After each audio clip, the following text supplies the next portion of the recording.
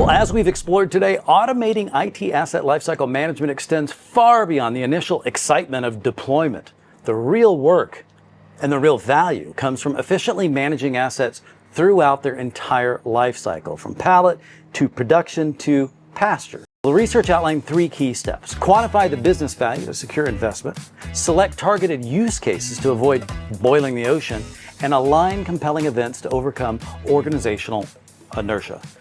Well, Mark made a compelling point that while provisioning gets all the attention, organizations spend approximately 25 times more effort on patching and maintenance. And by automating these processes, organizations can reduce human error, drive down operational costs, and increase efficiency, doing more with less. Yeah, that thing. The 2025 Automation Priorities Research highlights 4 key areas organizations should focus on. Just to recap: establishing a robust source of truth, great show. Today's show, which is automating IT lifecycle management. And then coming up, automating in support of AI implementation. And then number 4, embracing full context operations. Each priority builds upon the others to create a comprehensive approach to operationalizing, I think that's a word, automation.